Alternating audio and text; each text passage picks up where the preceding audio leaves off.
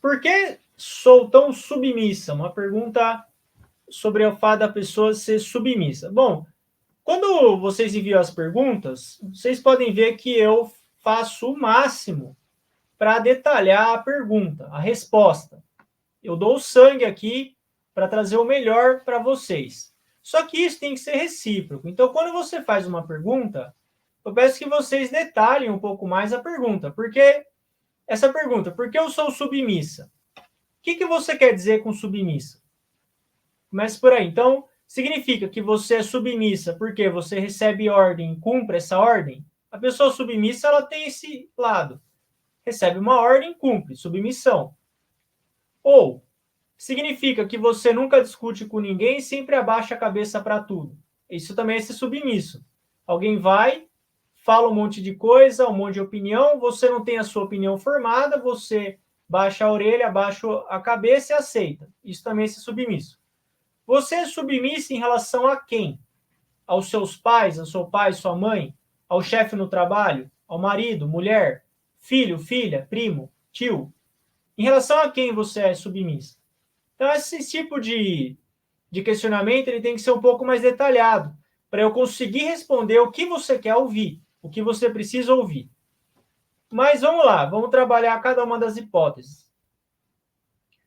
Se você, por exemplo, é submissa no trabalho, se você aceita ordens e é submissa, veja o exemplo da Amazon. A Amazon é uma gigante na indústria do comércio e o Jeff Bezos, ele foi uma pessoa que ele sempre fez tudo que você pode imaginar para entender e ouvir o cliente. Todas as necessidades que o cliente tinha, o Bezos ia atrás de corresponder. O Bezos, então, ele é submisso ao cliente. Ele realmente coloca o cliente num pedestal e ele faz tudo o que o cliente precisa. Por isso que a Amazon se tornou esse monstro que é do varejo, esse comércio eletrônico imenso no mundo inteiro, e ele é bilionário. Estava até já na iminência de ser trilionário. Então, nesse caso, a submissão foi boa para o Jeff Bezos. Agora, se você, na sua pergunta sobre ser submissa, você quis dizer que você é fraca, que você não tem opinião própria, o mestre chama isso de pessoa fraca bem intencionada. O fraco bem intencionado, ele nunca tem opinião própria.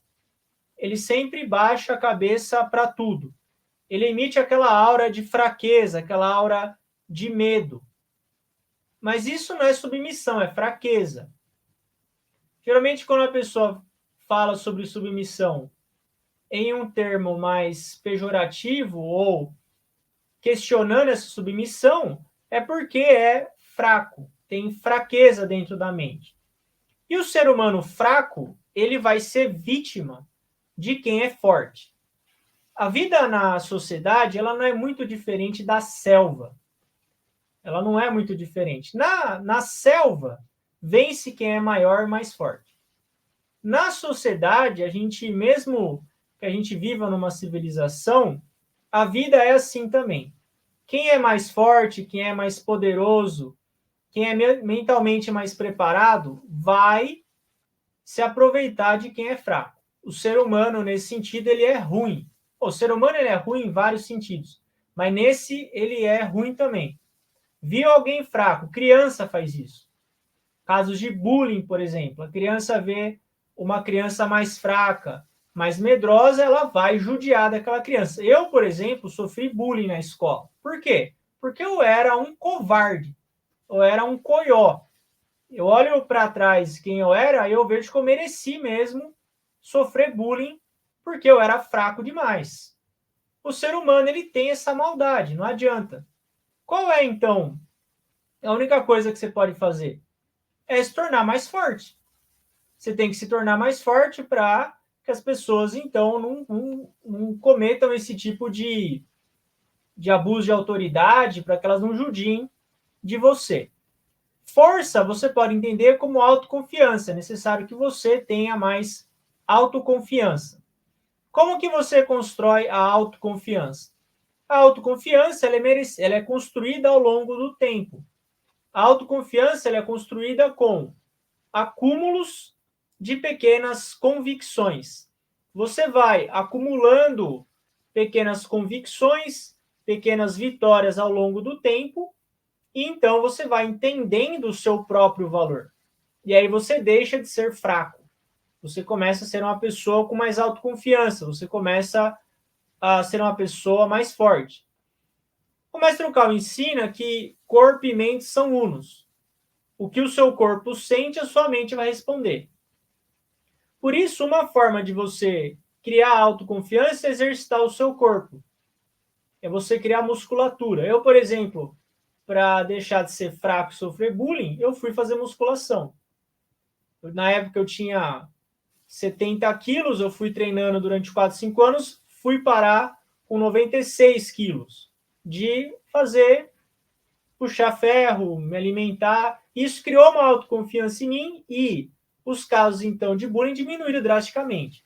Então, eu sugiro que você, então, tenha metas, principalmente de exercício físico, e cumpra as suas metas. A gente está falando aqui de construção de autoconfiança.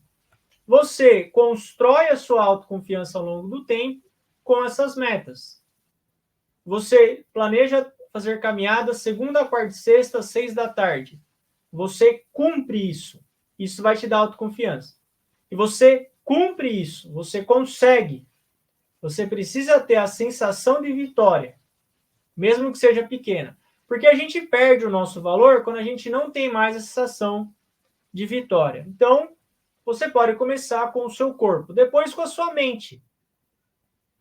Leia livros de pessoas que são fortes. Beba da mente daquele que é forte. Leia livros que vão tornar a sua mente forte e poderosa, como, por exemplo, esse livro aqui, A Mente Inabalável, que inclusive esse livro é a sugestão de leitura dessa semana. Eu enviei no WhatsApp de vocês a leitura desse livro, a sugestão de leitura. Então, leia esse livro para fortalecer a sua mente. Não só como ler, como reler esse livro várias vezes. Então, termine aquilo que você começa. Isso vai criar autoconfiança. E por último, construa uma autoimagem verdadeira. Nós temos uma autoimagem. É como se na sua mente houvesse uma tela. E você desenha nessa tela uma série de imagens. Inclusive a sua autoimagem, que é o que você, a sua opinião sobre você. O seu subconsciente, ele acredita nessa imagem. Se você criou uma autoimagem depreciada, se você se acha uma pessoa fraca, se você se acha desmerecedor, se você se acha fraco, o seu subconsciente ele vai falar, olha, o fulano é fraco, ele está falando, olha o que ele desenhou aqui no subconsciente. Vamos tornar ele fraco. Vamos mostrar que ele é fraco. E aí você acaba tendo essa submissão no sentido negativo. Portanto, crie uma autoimagem construtiva, positiva. Joga fora essa autoimagem negativa. Joga fora essa autoimagem que você é inútil, que você não presta, que você é fraco. Joga fora no rio. Esquece isso.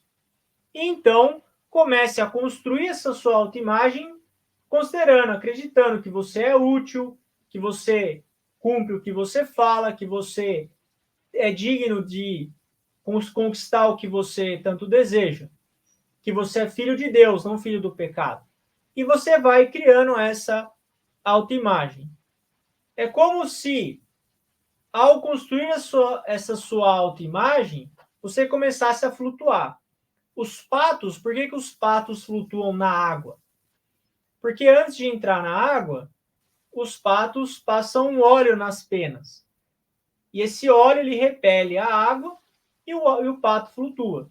Se você coloca o pato na água sem ele ter colocado o óleo na pena, ele afunda. Nós, seres humanos, sem o pensamento positivo, sem uma autoimagem positiva, a gente vai afundar também. Então, você precisa desse pensamento iluminador, desse pensamento positivo, para você voltar a flutuar. E assim, você vai deixar de ser fraco. Portanto, lembre-se também de ler o livro A Mente Inabalável.